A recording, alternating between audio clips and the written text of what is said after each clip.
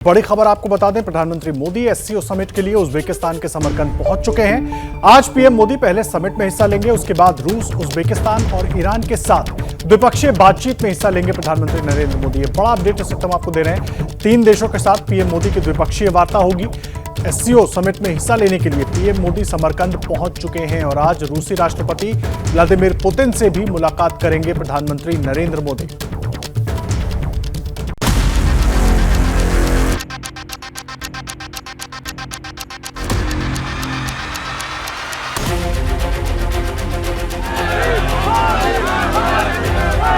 कूटनीति के महामिशन का आगाज हो चुका है। प्रधानमंत्री नरेंद्र मोदी समरकंद पहुंच चुके हैं। अब पूरी दुनिया की निगाहें टिकी हुई हैं आज की होने वाली एससीओ की बैठक पर, जो वर्ल्ड ऑर्डर बदलने वाला साबित हो सकता है। बैठक में भारत, रूस, चीन, कजाकिस्तान, किर्गिस्तान, ताजिकिस्तान, उज्बेकिस्तान और पाकिस्तान शामिल होगा।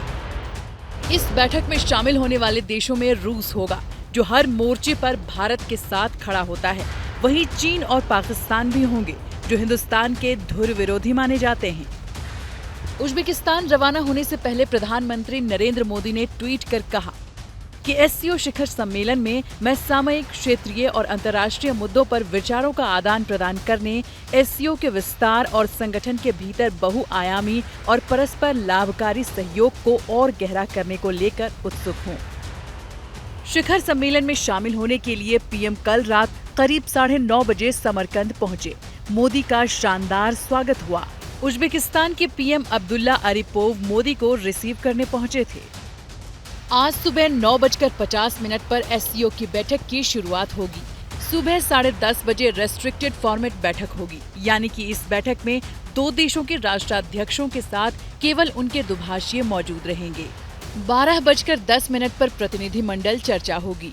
शाम 4:10 पर पुतिन मोदी की मुलाकात होगी। शाम 4:50 पर मोदी की उज्बेकिस्तान के राष्ट्रपति से मुलाकात होगी। शाम 5:30 बजे ईरान के राष्ट्रपति से मुलाकात होगी। मैराथन बैठकों और मुलाकातों के बाद प्रधानमंत्री नरेंद्र मोदी आज देर शाम समरकंद से स्वदेश के लिए रवाना हो जाएंगे। और सीधा आपको समरकंद लेकर चलते हैं। हमारे सहयोगी अभिषेक उपाध्याय लगातार हमारे साथ वहां से जुड़े हुए हैं। अभिषेक, आप लगातार हमें तस्वीरें दिखा रहे हैं, किस तरह की तैयारियां वहां पर हैं वो दिखा रहे हैं, क्योंकि आज अब ये अहम बैठक शुरू होनी है। एक तो भारत के लिए क्या कुछ अहम होने वाला है, दूसरा जो सबसे अहम बात है जो हम जानना चाहेंगे आपसे, क्योंकि लद्दाख में टकराव के बाद, भारत और चीनी सैनिकों के टकराव के बाद आज पहली बार आमना सामना होगा शी जिनपिंग और पीएम मोदी का। मुलाकात पर तो अभी जानकारी नहीं दी गई है, लेकिन किस तरीके से होगा सब कुछ आगे।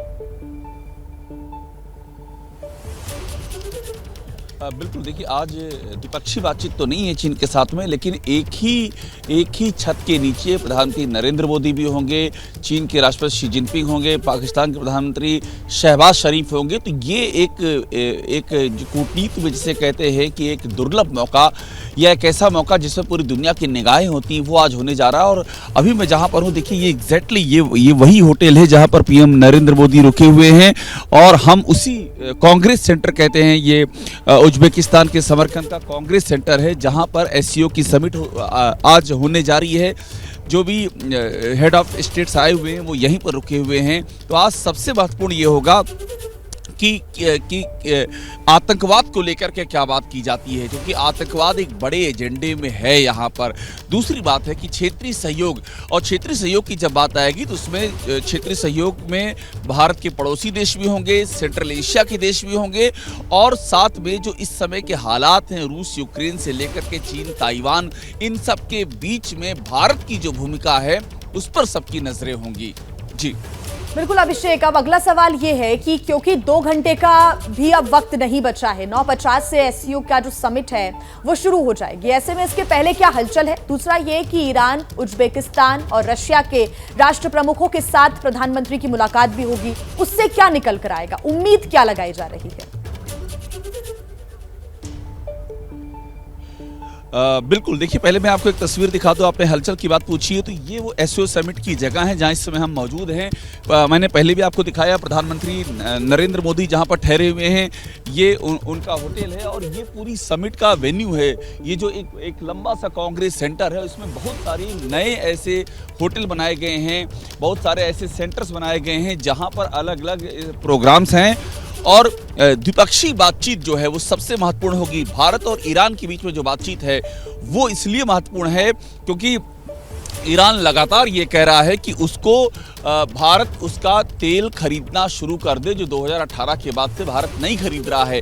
वो एक बड़ा है। चाबार का जो पोर्ट है वो एक बहुत बड़ा मुद्दा है जो कि भारत के लिए बहुत ही अहम है। भारत का काफ़ी कुछ वहाँ पर स्टेक पर है और भारत और रूस की बातचीत भी आर्थिक से लेकर के सामरिक मुद्दों पर होगी। रुपया और रूबल का जो कारोबार है वो एक, जिसे कहते हैं कि गेम चेंजर कह रहे हैं, जिससे कि इस वैश्विक अर्थव्यवस्था में वो एक बड़ा इशू होगा।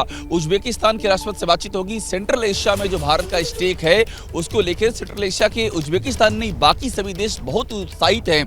एक आर्थिक महाशक्ति के तौर पर भारत को देख रहे हैं, एक वैश्विक महाशक्ति और साथ में एक सामरिक महाशक्ति के तौर पर भी भारत यहाँ पर उभर रहा है और इसीलिए इन बैठकों के मायने बेहद ही खास हो जाते हैं।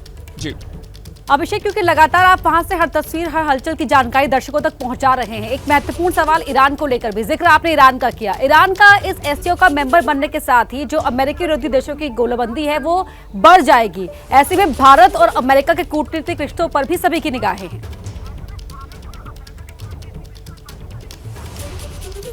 जी बिल्कुल, आप ठीक कह रही हैं। देखिए, ईरान का इस ब्लॉक का हिस्सा होना, हालांकि ईरान आज की अभी की जो स्थिति उसमें उसको 40 से अधिक जो ज़रूरी शर्तें उनको रेटिफाई करनी पड़ेगी, उसके बाद ही वो फुल मेंबर स्टेट होगा। हालांकि एमओयू साइन हो चुका है, लेकिन ईरान के होने से एक तस्वीर ऐसी बन रही है जिसे कह रहे हैं कि एंटी वेस्ट ब्लॉक बन रहा है, क्योंकि यहाँ पर रूस है, यहाँ पर चीन है, यहाँ पर ईरान है, यहाँ पर टर्की है, यहाँ पर पाकिस्तान है।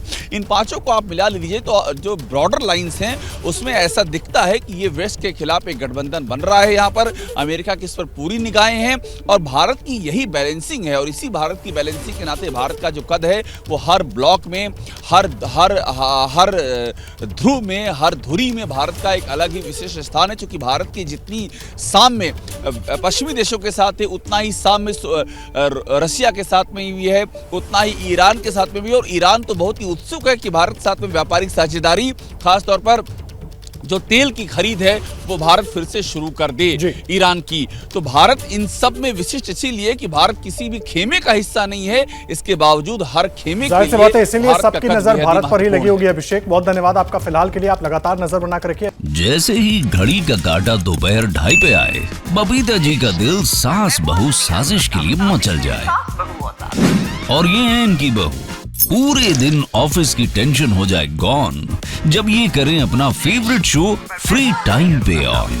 इनकी तरह आप भी देखें अपना फेवरेट शो अपने टाइम पर और डाउनलोड कीजिए एबीपी लाइव ऐप अपने स्मार्ट टीवी पर।